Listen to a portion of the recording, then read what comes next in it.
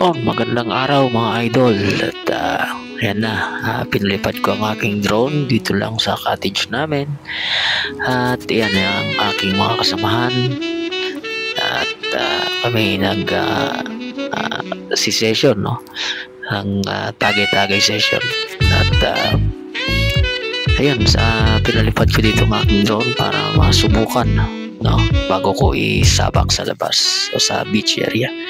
Ayan na at sinubukan ko at subalit yung hangin medyo malakas nag-indicate dito sa goggles ko na high wind velocity, so hindi ko siya pinapalayo baka kasi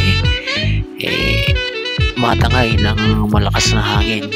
At siya nga pala dito ito sa Basdaco Bual-Bual Beach o White Beach at ayan pinalipad ko na ng hindi gaanong kataasan dahil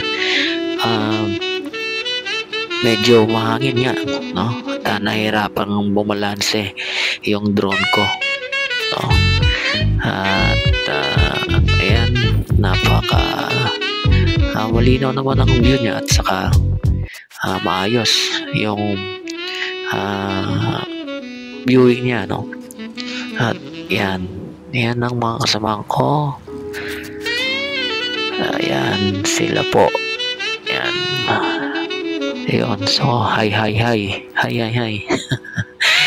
at yan nga nung naramdaman ko na hindi gaano lumalakas yung hangin, so naipalipad ko rin ng mas mataas at yan ang kabuuan ng Basdaco White Beach dito po sa Bual-Bual, Cebu.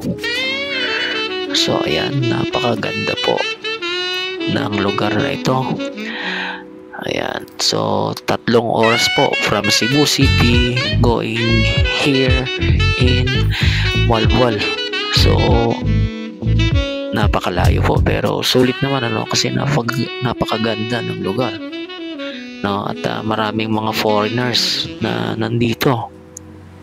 May mga Chinese, Americans, may Hapon, Korean. Ayan, so dito lang po ako sa gilid nagpalipad at sumilong lang po ako.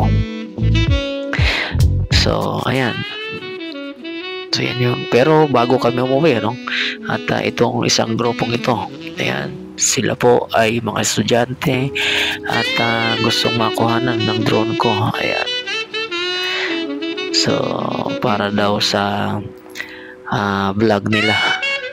Ayan, so hanggang dyan na lang po at maikli lang ang aking video. Maraming salamat.